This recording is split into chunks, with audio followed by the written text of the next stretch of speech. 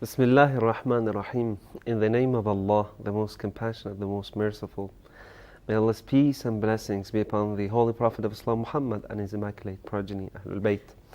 Dear brothers and sisters all over the world, Assalamu alaikum and welcome to yet another edition from series of Quran and Today's Life. In this series of shows, we're trying to have a thematic exegesis of the Holy Quran.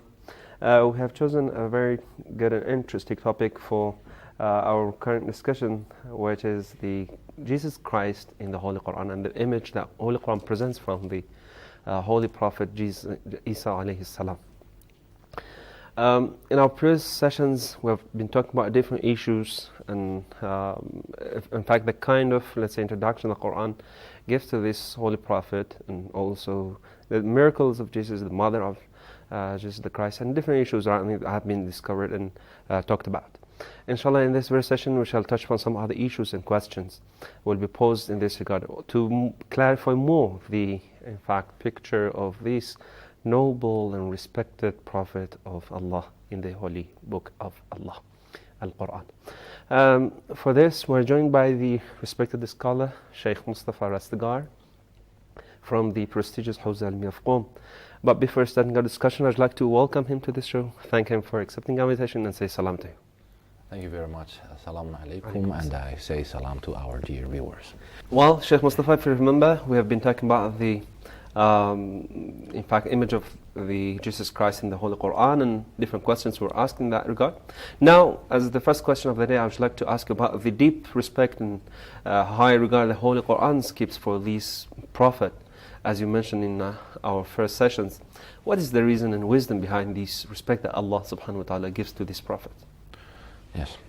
أعوذ بالله من الشيطان الرجيم بسم الله الرحمن الرحيم الحمد لله رب العالمين والصلاة والسلام على سيدنا ونبينا محمد وآله الطيبين الطاهرين.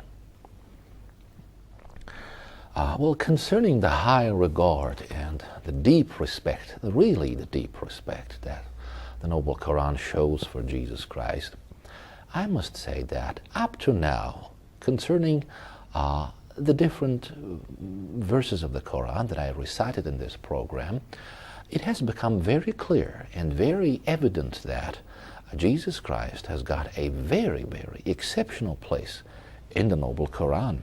As I said, he's been mentioned in the Quran in over 90 verses in 15 surahs. And in the Quran, he is considered as one of the 5 greatest prophets who are superior to all the other prophets, to all those thousands upon thousands of prophets. It's a very exceptional place in the Quran. And we talked about the mother of Jesus Christ, Mary the Virgin.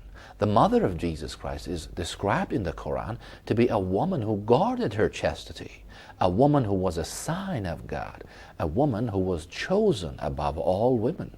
And I said that according to our traditions, Mary the Virgin is one of the 4 greatest women in heaven. It's a very exceptional place beside Fatima, the daughter of the Holy Prophet. And we talked about Jesus Christ himself in the Quran. I recited a lot of verses. Jesus Christ in the Quran is described to be the Word of God. Jesus Christ is described to be destined to be held in honor both in this world and the next. Jesus Christ is described to be one of those nearest to God. Jesus Christ was appointed by God to be a sign of God, to be a mercy from Him. Jesus Christ is described in the Quran to be a true servant of God.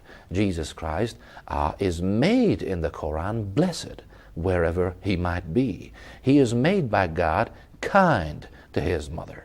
Jesus Christ is a prophet whom God has not wanted him to be overbearing or miserable, according to the Quran. Peace is on Jesus Christ. The day He was born, the day He shall die, and the day He shall be resurrected alive. In the Quran, 8 miracles are attributed to Jesus Christ. Jesus Christ making the dead alive. Jesus Christ healing the blind, healing the lepers. Jesus Christ talking in the cradle to people, defending her mother's virginity and proclaiming his prophethood. Jesus Christ praying to God for a kind of food to come down and then being answered. Jesus Christ being taught by God, directly by God, being well versed in the book and the law, and being full of wisdom, without a human teacher or tutor. Jesus Christ making a living bird out of a piece of clay. That's true. Jesus Christ declaring to people what they do in secret. These are the miracles that are attributed to Jesus Christ. So it is very evident and clear that the position of Jesus Christ is very high, very honorable, and greatly respected in the Noble Quran. Okay, thank you. Let's move to the other question, which is about the content of the message and mission of the Holy Prophet Jesus the Christ. What was the, in fact, content of this message and mission? Can we, in fact, compare it to the content of other prophets, if possible? Well, as to the issue of the content of the mission of Jesus Christ, first I must explain a little about the word Islam. The word Islam has two senses, a narrower sense and a broader sense. The word Islam, in its narrower sense, is the same religion that we Muslims practice. Of course, there are a lot of Muslim denominations, but they have a lot in common too. This is called Islam in the narrower sense of the word. But we have the word Islam in the broader sense of the word, which has been used in the Quran as well. In this sense, Islam is the religion that all the prophets of God propagated. Islam, in the broader sense of the word, is the religion that God has chosen for mankind. All the prophets that God chose for the guidance of mankind, they propagated Islam in the broader sense of the word. Adam propagated Islam. Noah propagated Islam. Abraham, and also Jesus Christ propagated Islam. So in one word, the content of the mission of Jesus Christ is Islam in the broader sense of the word. Well, so what does it mean, Islam in the broader sense of the word? Concerning the meaning of this and the elements of Islam in the broader sense of the word, I must say that it contains some elements. The first element is the belief in the existence of God and the unity of God. Very true. The second element is the belief that God chooses people for the guidance of mankind, and that God sends books for the guidance of mankind. Another element is the necessity of surrendering to God's will, the necessity of being obedient to God. The other element is the belief in the day of resurrection, that there is going to be a day where people are reckoned as to their evil or good actions. This is another element of Islam in the broader sense. Those who did good deeds will be rewarded, and those who did evil deeds, they will be chastised. Exactly. In this regard, we have some verses in the Quran. For example, we have verse number 13 in the Surah of Ash-Shura, or the Council. There we read, He established for you, He means God, established for you the same religion that He enjoined on Noah. A little explanation is needed here. Established for you here means Muslims in the narrower sense of the word. Okay, let me just in parentheses ask a very short question. Do you want to implicitly, in fact, emphasize that, the religion of Jesus the Christ was Islam, and the Islam that we are defining in this way? Is it that? I say that Islam has two senses. Islam in the narrower sense, that is the religion that we practice, and Islam in the broader sense, that was the religion of Jesus and the prophets who preceded Jesus. Oh, okay, thank you very much. It is Islam in the broader sense of the word, and I recounted to you the elements of this Islam. Yeah, elements, yeah. As to the rules, regulations, and minor precepts, there is difference. There is difference between the Islam that Jesus propagated, the Islam that Adam propagated, the Islam and Moses, or the Islam that our all these refer holy to that prophet. verse of Quran when it says inna din inda Allah al-Islam. Yes, yes. Inna ad-din inda Allah al-Islam. Okay, thank you. Sorry for Minor interruption. precepts and rules and regulations are different in these different religions because of the requirements of time and place. Very true. I was reciting the verse. Here we read in verse number 13 in the Surah of Ash-Shura, He established for you the same religion that He enjoined on Noah, and that which He enjoined on Abraham, Moses, and Jesus.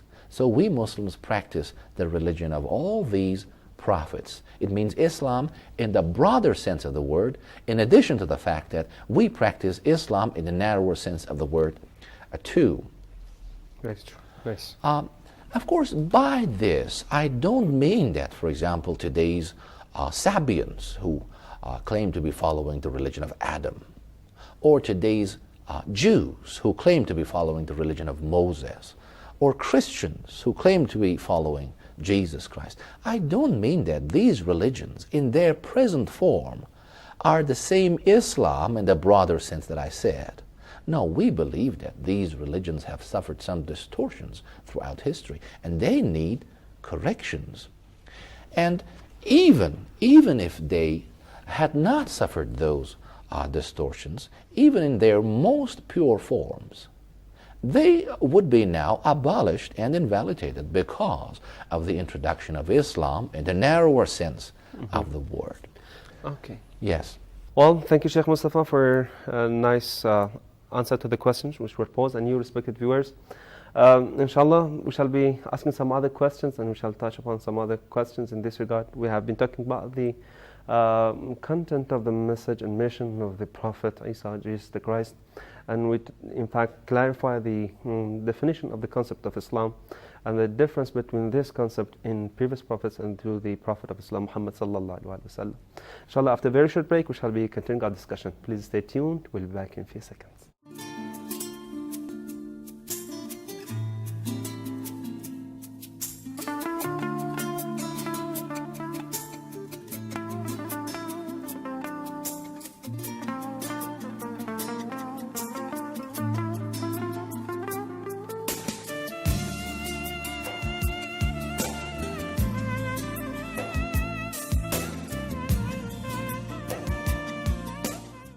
Welcome back to Quran in Today's Life and our discussion about the image and status of the Holy Prophet Isa, or Jesus the Christ, in the Holy Quran. And the question that we are trying to ask and pose from the respected scholar of the show, Sheikh Mustafa Rastegar.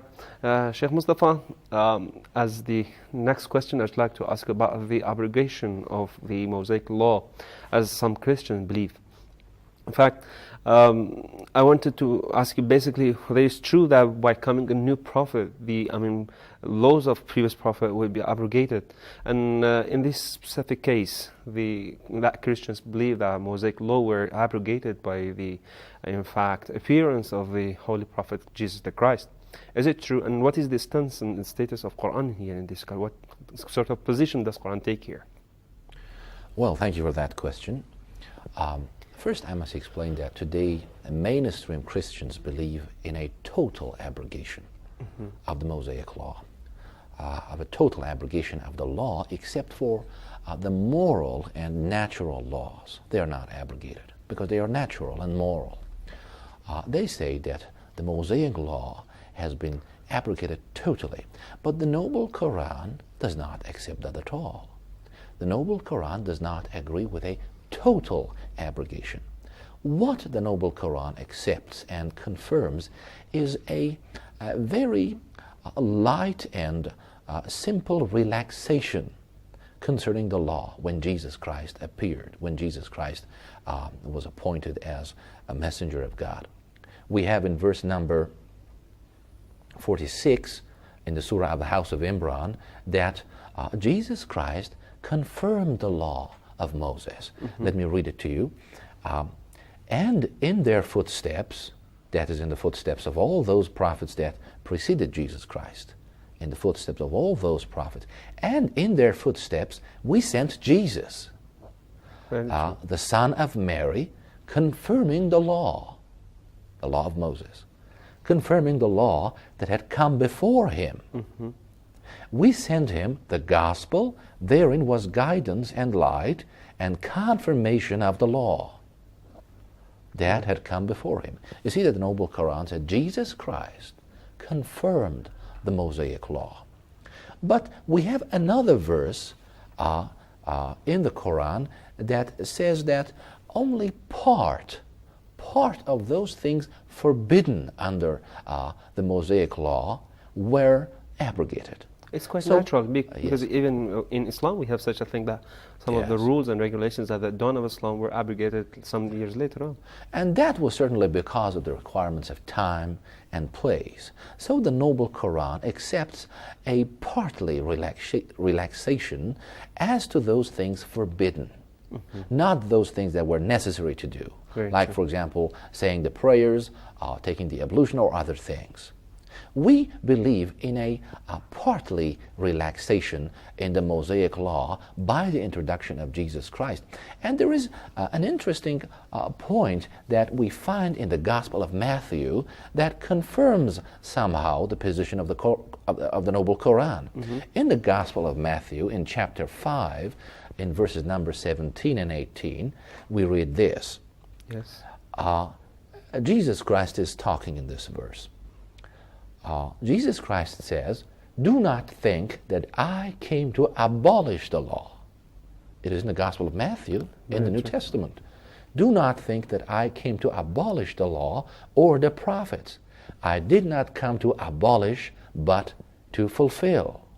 For truly I say to you, until heaven and earth pass away, not the smallest letter or a stroke shall pass from the law until all is accomplished." Very good. So the Noble Quran is in agreement with this passage of the Gospel of Matthew in that the Mosaic law has not been abrogated totally.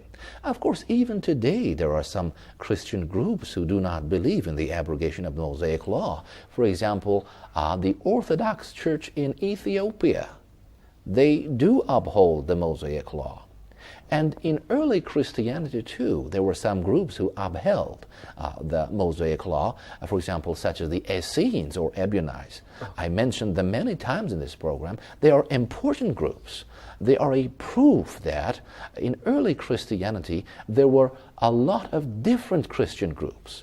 And the Christianity that we see today as mainstream Christianity is just one of those groups that existed in early Christianity, that somehow made it through history. And all the other groups became extinct. And we today know about them just through the discoveries that have been made of their books and the remnants of those groups. Right. Concerning the partly abrogation of the law, we have verse number 50 in the Surah of Al-Imran that Jesus Christ says, "I have come to you to attest the law that was before me and to make lawful to you part of what was forbidden to you." It means a relaxation of the law. Exactly. So based on your explanations and the Quranic evidences that you just presented, I think this claim of abrogation of Mosaic law cannot be accepted at all, at least for the Muslims, because we, in fact, trust the Quran and the, in fact, exactness of this holy book, and the lack of any distortion in this book of God. But the next question that I would like you to answer is about the apostles of the Holy Prophet Jesus the Christ. In the Quran, does Quran in fact point anything to this concept and to this issue that whether the Prophet Jesus the Christ had any apostles? Well, the Noble Quran talks a little about the apostles of Jesus Christ. We don't have much information about them. We just know that they were 12, and they were highly respected, and they had great faith in Jesus Christ. We have a verse in this regard, in the Surah of Al-Imran, verse number 52. Let me read it to you. Yeah, please. regarding the apostles of Jesus Christ. When Jesus found unbelief on the part of those who rejected him, he said, "Who will be my helpers in the way of Allah?" And the apostles answered, "We are Allah's helpers." This shows the great devotion and the deep faith that these apostles had in Jesus Christ, because when asked to help Jesus Christ, they did not say that we are Jesus' helpers. They said, "We will help Allah." It means that they had great and deep faith in Jesus, and they had no doubt that Jesus Christ was on the right path of God. Okay. Thank you. I think one of the most important issues that should be discussed here, and it's of very high importance, at least for the Muslims who are in fact seeing both divine books, Bible and also Quran, is the concept and issue of crucifixion and the death of the Jesus Christ on the cross. What does Quran say in this regard? What's the stance of Quran in fact against this story of crucifixion and all details of that?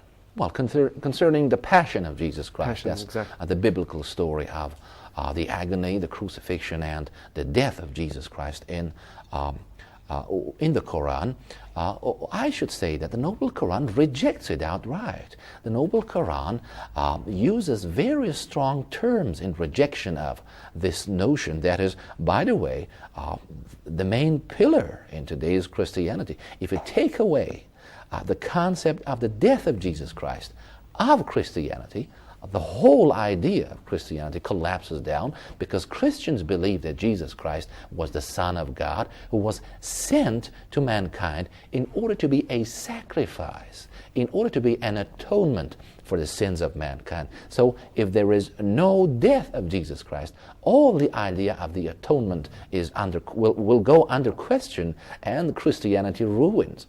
And the Noble Quran exactly does that. The Noble Quran states in some verses that those who claim that Jesus Christ was killed on the cross are wrong, and that Jesus Christ was not crucified. He did not die on the cross. Let me read it to you, the verse in this regard. Okay. We have in Surah An-Nisa, that is the chapter on women, verse number 157, "And they say boastfully and ridiculing, 'We killed Jesus, the son of Mary, the messenger of God.' But they killed him not, nor did they crucify him. It just appeared to them that they killed him, and those who disagree about him are in doubt about that. They do not have certain knowledge about it. They only follow conjecture. But for sure, they killed him not." And the interesting point is that the Noble Quran is not alone in this position. I think it's a miracle that the Noble Quran is confirmed by one of the apocryphal Gospels of the New Testament, the Gospel of Peter, the chief apostle of Jesus Christ. We find in the Gospel of Peter that a person who was crucified was not Jesus Christ. Okay. It was a person similar to Jesus Christ. It was a substitute for Jesus Christ, put to shame. Exactly. Jesus Christ was situated on a tree when the person was being crucified, and Peter was seeing him glad and laughing. Mm-hmm. Let me read it to you, from the Gospel of Peter. We find in this Gospel that has been recently discovered in 1886 in a dry desert in the land of Egypt. It was discovered recently. There we read, when Jesus, just pay attention, these are important statements. Pay attention to these words. When Jesus said those things, Peter is talking here. Yeah. When Jesus said those things, I saw him seemingly being seized by them. And I said, "What do I see, O Lord? That it is you yourself whom they take? And that you are grasping me? Or who is this one, glad and laughing on the tree? And is it another one whose feet and hands they are striking?" The Savior said to me, "He whom you saw on the tree, glad and laughing, this is the living Jesus. But this one, into whose hands and feet they drive the nails, is his fleshy part, which is the substitute being put to shame, the one who came into being in his likeness. But look at him and look at me. The person who was crucified was somebody who came into being in the likeness of Jesus Christ. It was not Jesus Christ. And this is the position of the Noble Quran, and this is wonderful and amazing. Okay. Based on the Quran, we believe that Jesus Christ was not crucified and did not die on the cross. Jesus Christ was taken up into heaven. He ascended into heaven.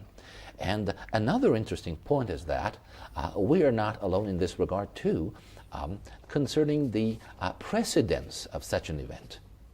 We find in the Old Testament that Prophet Elijah was taken up into heaven without dying, just like Jesus Christ.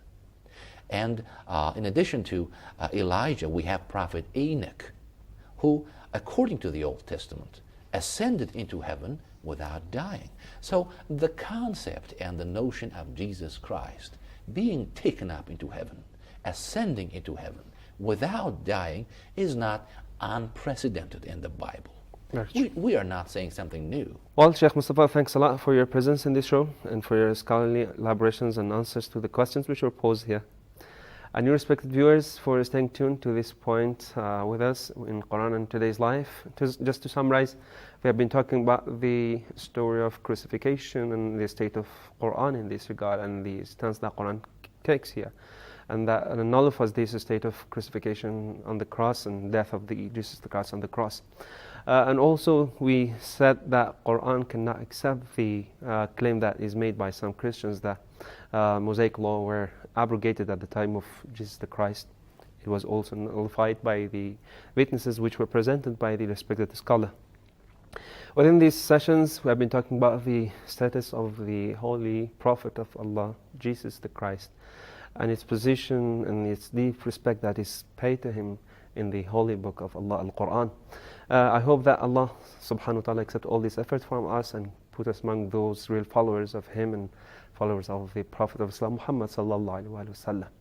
Well, thanks again for your joining us up to this point, and inshallah I hope you have a very good time till our next sessions and next discussions on Quran Today's Life. Have a very good time. Wassalamu alaikum wa rahmatullahi wa barakatuh.